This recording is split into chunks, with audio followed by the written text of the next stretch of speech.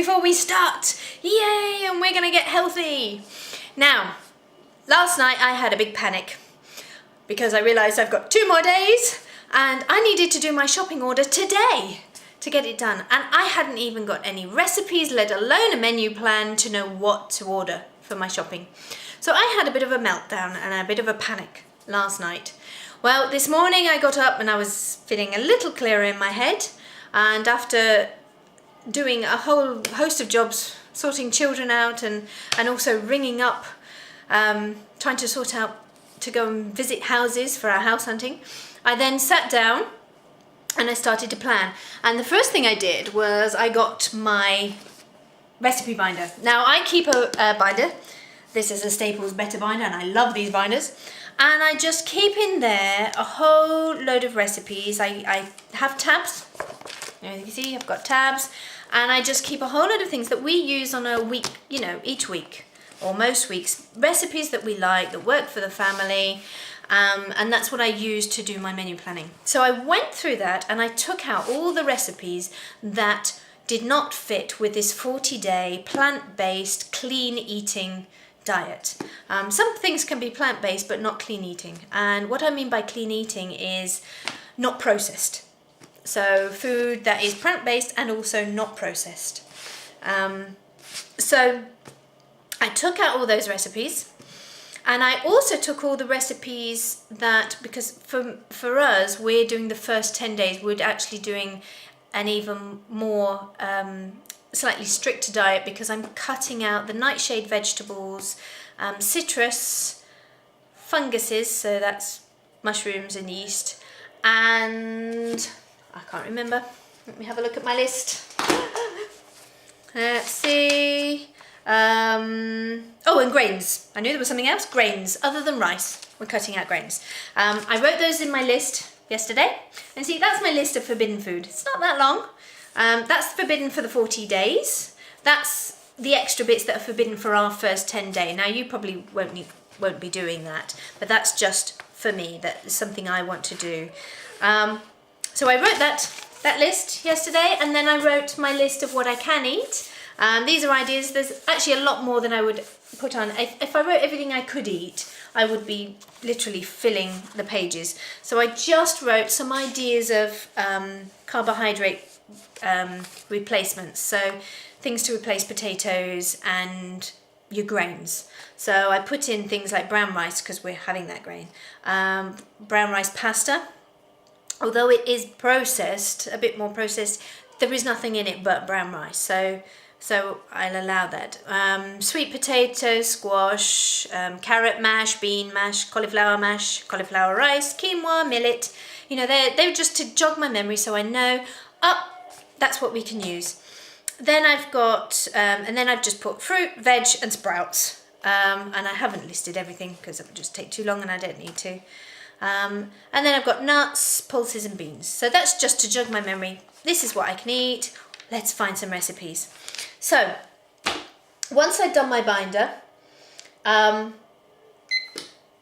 gone through that, cleared out, and I had just a few little recipes left of the stuff that is suitable for our 10-day diet. I was quite pleased because I found actually there was 3 soup recipes that I could tweak slightly so they would fit, and a few other little recipes, but not a lot. Once we're on to once we're past that 10 days, then we start adding in the other things, like especially peppers and tomatoes, then there's so many recipes that we can use.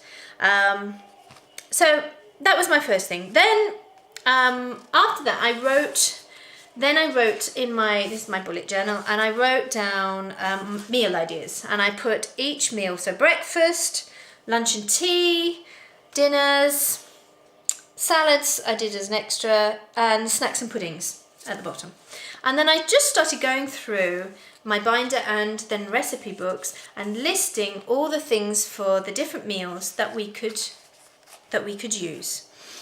And now what I'm about to do when I finish this video is I'm going to sit down and make a menu plan. And what I do for that is I actually have a printed sheet. Let's see if I can find one here. This is something I just did on my computer. I'm going to change it slightly sometime, and I've got the days along the top and then the meals down the side. Now I actually have each snack. I don't use that, which is why I'm going to redo this at some point. But you can just use just a piece of lined paper, and write the dates along one place and the meals down the other, and then write something for each one. Obviously start on the day that you do your shopping, or you get your shopping home, and then write down what you need. Once you've got that, then you can go write your shopping list, or if you do online shopping, put your online shop together. So I hope this has helped you, and I hope you're motivated, because it's going to be good. We're starting a journey that is going to really do amazing things in our lives, because if our bodies are healthy and our minds are healthy, well, if our bodies are healthy, then our minds will be clearer. If our bodies are not healthy, then our minds are not healthy. We're tired. We need our bodies to be in tip-top shape so that we're free to do the things that we're called to do. So I'm so excited. It's a lot of work right now, especially just getting it together. I know once we get going, and once I've got those recipes in place and I know what we're doing, it will get much easier. And once I've got a few recipes, I will stick to those recipes. I won't, for the whole 40 days, I'm not going to have a completely different thing on each of those 40 days. I will choose some recipes for like this week. If there's recipes that were absolutely disgusting, we won't have those next week. But if there's recipes that were really nice, we'll use those same ones next week, but we'll add in new ones, and then the next week we'll add in some new ones. So until we've got a few so that we have a varied diet, it's interesting, but it's enjoyable. So one thing to also point out is that as you cut out sugar and excess salt, your taste buds will change, and you will start to taste food very differently. I remember the first time I cut out sugar completely, I had chronic fatigue, quite badly. I was very poorly with it, to the point where, it was hard work breathing. Now, anyone listening to me would think that's really weird, but I used to sit in a chair and hold my breath, because it was just hard work to breathe. Now, somebody who's been there understands that and says, I know what you mean. Somebody who hasn't been there probably thinks I'm completely off my rocker. But anyway, I was extremely ill.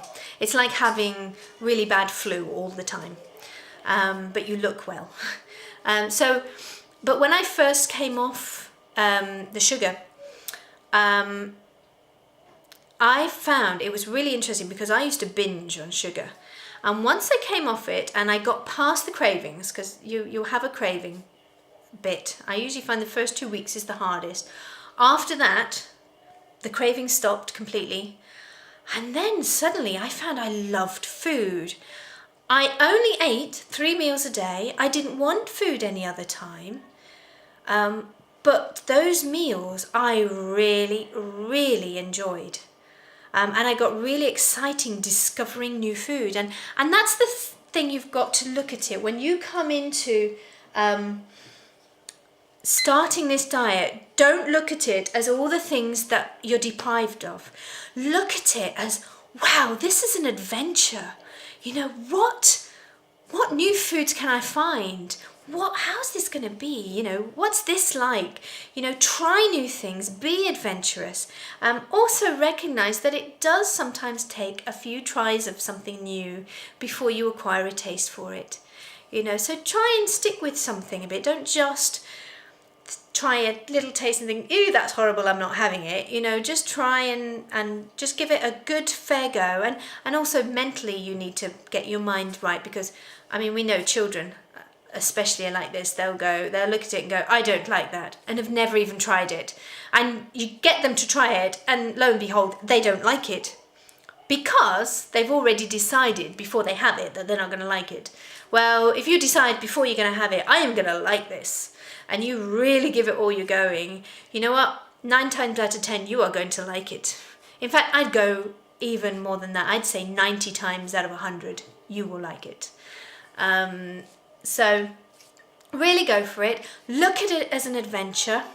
You know, go find your recipes, write them down, and, you know, get excited. It's a whole new world out there, and there's some amazing food, and God created it in an amazing way, and it's best eaten in its natural form, and it really is tasty. So once you've got that sugar and that excess salt out of your system, your taste buds are going to come alive, and you are going to start tasting food.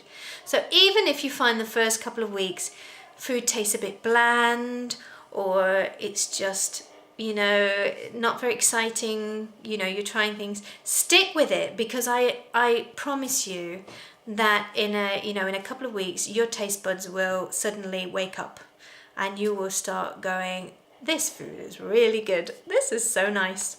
Anyway, I'm going to stop there because this video is taking too long and I'm starting to waffle. So hope it's helpful. You know, keep motivated, keep excited. We can do it. Don't panic. Okay, just get your pen and paper out, make a list, and just get going. Okay? All right, talk to you soon. Bye.